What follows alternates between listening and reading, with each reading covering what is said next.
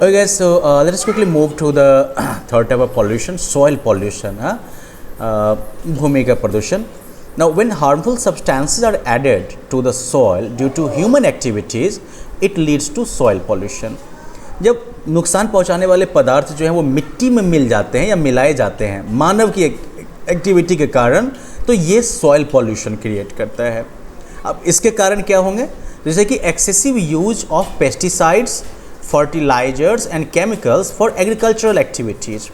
ये जो काफ़ी ज़्यादा मात्रा में जो हम लोग पेस्टिसाइड का यूज करते हैं, खाद का यूज करते हैं और केमिकल का यूज करते हैं खेती बाड़ी में, तो इसकी वजह से सॉइल पॉल्यूशन होता है.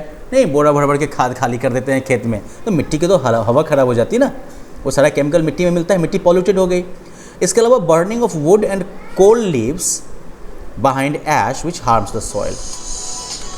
बर्निंग ऑफ वुड मतलब कि लकड़ी का जलाना और कोयले का जलाना. लकड़ी और कोयले का जलाना जो है वो राख छोड़ देता है, जो कि मिट्टी को नुकसान पहुंचाता है. ओके, फिर आगे chemical waste from factories also pollute the soil. जो केमिकल कचरा होता है फैक्ट्री वगैरह का, वो भी जो है सॉइल को पॉल्यूट करता है. Mining erodes the soil and releases chemicals such as lead which pollutes the soil.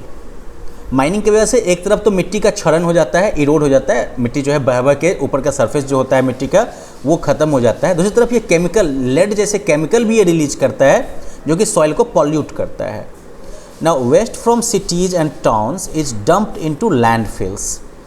शहरों का जो कचरा होता है वो लैंडफिल में जो है फेंक दिया जाता है, जमा कर दिया जाता है. लैंडफिल मतलब ये कचरे का ढेर देख रहे हो ना, ये लैंडफिल हो गया. बस कचरे का ढेर लगते लगते पहाड़ बना देते हैं एकदम से.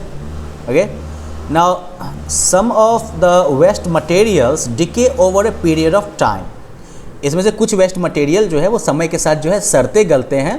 The waste materials that do not decay pollute the soil.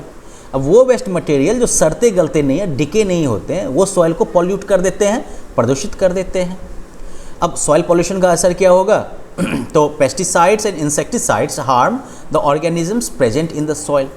Pesticide और इंसेक्टिसाइड जो हैं, जो बेसिकली कीड़ा मकोड़ा मारने के लिए यूज होते हैं खेत में, तो मिट्टी के अंदर जो जीव जंतु मौजूद हैं उनको भी ये नुकसान पहुंचा देते हैं. जैसे केचुआ हो गया, घोंघा हो गया, वो सारी चीज़ें जो कि नॉर्मली मिट्टी को फ़ायदा पहुंचाती हैं, उनको भी ये सब बर्बाद कर देगा, नुकसान पहुंचा देगा. फिर excessive use of chemicals for agricultural purposes decreases the fertility of the soil. काफ़ी ज़्यादा यूज जो केमिकल का होता है खेती बाड़ी में, इससे जो है मिट्टी की फर्टिलिटी, उपजाऊपन, उर्वरा शक्ति जो है वो कम हो जाती है. Crops grown in polluted soil have low nutrient value and are often harmful for health. फसल जो कि प्रदूषित मिट्टी में पैदा की जाती है, तो उनमें जो है पोषण शक्ति जो है, पोषण वैल्यू जो है वो कम होती है, और ये अक्सर जो है हेल्थ के लिए नुकसानदेह होता है. The presence of lead in soil is very harmful for human beings. Lead का प्रेजेंस जो होता है मिट्टी में वो इंसानों के लिए बहुत ही नुकसानदेह है, as it can affect brain development in children and harm the kidneys in adults. क्योंकि ये जो है बच्चों के ब्रेन के डेवलपमेंट को प्रभावित कर सकता है और बड़ों की किडनी को नुकसान पहुंचा सकता है. तो अब सॉइल पॉल्यूशन को रोकने के लिए क्या करो, सबसे पहले जो सॉलिड वेस्ट है जैसे कि टिन, कॉपर, आयरन और glass, it should not be dumped in the soil. इनको जो है सॉइल में डंप में नहीं करना चाहिए, मिट्टी में इनको फेंकना नहीं चाहिए. They need to be recycled to form new materials.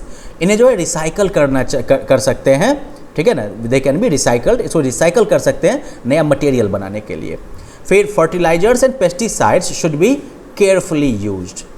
Fertiliser और पेस्टिसाइड्स जो हैं, खाद और वो केमिकल वगैरह जो पेस्टिसाइड वगैरह जो है, इसको केयरफुली यूज करना चाहिए, कम कम मात्रा में, ज़्यादा ज़रूरत हो तभी यूज करना चाहिए.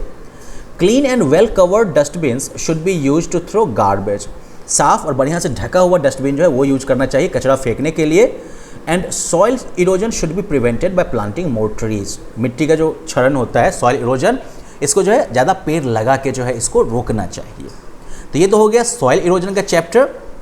Now let us quickly go through noise pollution. ध्वनि प्रदूषण भी.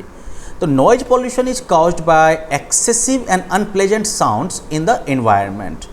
noise pollution जो है वो काफ़ी ज़्यादा और अप्रिय ध्वनि जो होती है environment में, हमारे आसपास में, उससे noise pollution होता है. loud noise can cause stress and irritation. तेज़ आवाज़ जो है वो स्ट्रेस पैदा कर सकता है और हमको चिड़चिड़ा बना देता है। Sometimes it may also cause a loss in hearing, कभी कभार जो है ये लॉस ऑफ हियरिंग भी कॉज कर सकता है, सुनने का नुकसान भी कर सकता है। Now causes of noise pollution, noise pollution के कारण क्या होते हैं? तो जैसे कि excessive honking by vehicles and noise produced by traffic. अब गाड़ी सब जो ढेर सारा हॉर्न वॉर्न बजाती रहती है और गाड़ियों की जो आवाज़ निकलती है पैं फट फट फट, तो इन सब से नॉइज़ पॉल्यूशन होता है। Bursting of fire crackers during festivals, नहीं शादी ब्याह से लेके बहुत पर्व त्यौहार पर जो लोग पटाखे फोड़ते रहते हैं, नहीं तो उस बुम बुम पटाख की जगह वजह से भी जो है नॉइज़ पॉल्यूशन होता है। इसके अलावा using like loud speaker during community functions, festivals and wedding, कोई भी सामुदायिक फंक्शन हो, पर्व त्यौहार हो, शादी वादी हो, लोग लाउड स्पीकर का भोंपू बजा के छोड़ देते हैं, तो इससे भी नॉइज़ पॉल्यूशन होता है।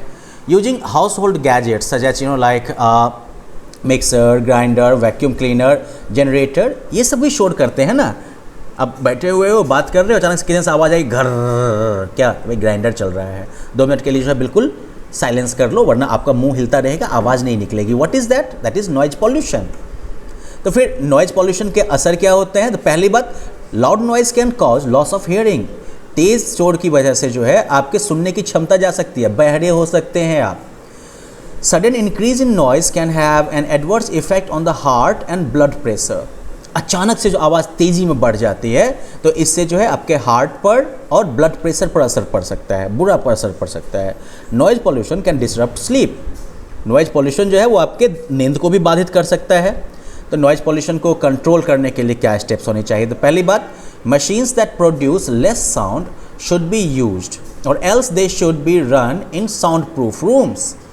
नॉइज़ पॉल्यूशन को कंट्रोल करने के लिए क्या करिए? तो या तो आप ऐसे मशीन यूज करिए जो कि कम साउंड प्रोड्यूस करते हैं, या फिर उन्हें जो है साउंड प्रूफ रूम सब में यूज करिए।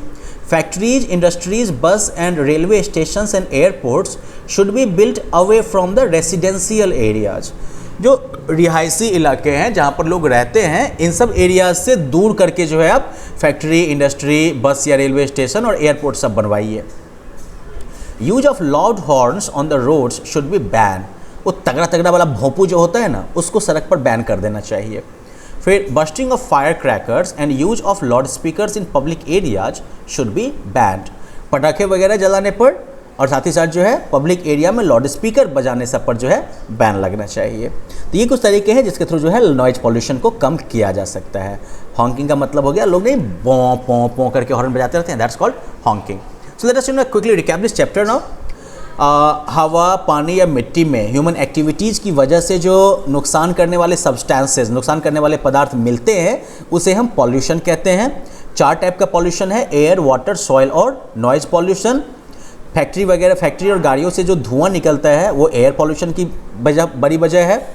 वाटर पॉल्यूशन जो है, इसमें वाटर बॉडीज़ का कंटेमिनेशन होता है, प्रदूषण होता है, जैसे कि झील, नदी, समुद्र और अंडरग्राउंड वाटर।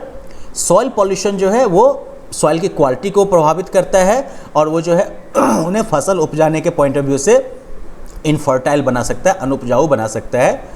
नॉइज़ पॉल्यूशन जो है वो आवाज़ से पैदा होता है, वो आवाज़ जिनका कि अनप्लेजेंट इफेक्ट होता है या जो हमारे कानों को तकलीफ देते हैं। So well, that's it for this chapter. Now you have to like complete the exercise and I am sure it will be fun for you. The next lesson we will look at saving the environment. तो well, मिलते हैं इसके लिए अगले lesson में। Until then have fun, bye bye.